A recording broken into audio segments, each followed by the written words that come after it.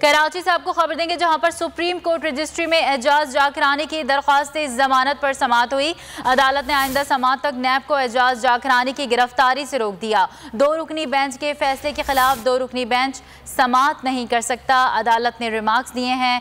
एजाज जाकरानी की दरख्वास्त जमानत की समाअत 3 रुकनी बेंच करेगा।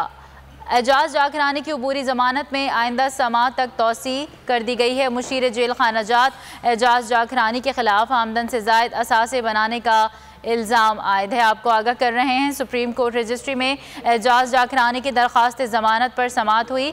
अदालत ने आइंदा समाअत तक नैब को एजाज जाकरानी की गिरफ्तारी से रोक दिया। 2 रुकनी बेंच के फैसले के खिलाफ 2 रुकनी बेंच समाअत नहीं कर सकता। शाहिद हुसैन इस हवाले से हमें मजीद तफसीलात बताएंगे। जी शाहिद। जी बिल्कुल, मुशीर जेल खानाजात एजाज जाकरानी की दरख्वास्त जमानत की समाअत हुई। सुप्रीम कोर्ट कराची रजिस्ट्री में अदालत ने सवाल उठाए कि सिंध हाई कोर्ट के 2 रुकनी बेंच ने एजाज जाकरानी की दरख्वास्त जमानत मुस्तरद की थी।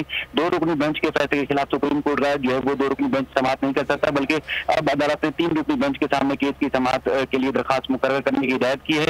और अदालत ने 9 अगस्त के बाद जो है उनकी अबूरी जमानत में भी तोसी कर दी है। नैब प्रोसिक्यूटर की जानिब से कहा गया था कि आज जो नाकाबिल समाअत है, इसलिए पहले उस पर दलाल दिए जाए। दूसरी जानब जो मखदूम अली खान एजाज जाकरानी के वकील हैं, उनकी जानब से कहा गया कि एजाज जाकरानी पहले 2 इंक्वायरीज में जमानत पर हैं। बहुत शुक्रिया अपडेट करने के लिए शाहिद हुसैन।